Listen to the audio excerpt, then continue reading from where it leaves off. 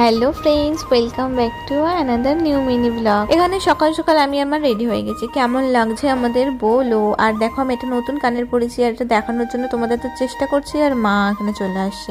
এটাই হয় একটা আয়না, দুজন মিলে আমরা রেডি বের কোথাও বেরোনোর সময় ঝামেলা ঝগড়াঝাটি হয়ে যায় ব্যাপার। যাই হোক, এটা পরে তো ভালো লাগছে, বাট পরে থাকাটা খুব কষ্টকর। 7:30 বাজে আর মা এখানে কোনো রকমের রেডি হতে হতে গরমে হাঁপিয়ে যাচ্ছে। আর কি করা যাবে, তারপর রেডি হয়ে দুজন মিলে বেরিয়ে পড়লাম।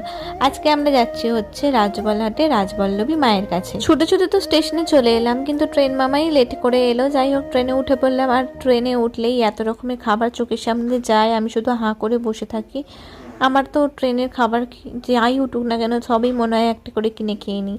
যাই হোক, কিছুটা জার্নি করে আমরা নামলাম হচ্ছে কামারকুণ্ড, কারণ আজকে আমাদের যাত্রা হবে কামারকুণ্ড থেকে হরিপাল, হরিপাল থেকে তারপর কীভাবে যেতে হবে সেটা তোমার সাথে বলছি। যাই হোক, সকাল থেকে আমি কিছু খেয়ে বেরোইনি, তার জন্য আমি কামারকুণ্ড স্টেশনে বসে বসে একটা চিড়ে খাচ্ছিলাম। দেন আমরা চলে এলাম হচ্ছে হরিপাল স্টেশনে, এবং ওখান থেকে ম্যাজিক গাড়ি করে নিলাম, আর একদম সামনেই আমি বসে পড়েছি।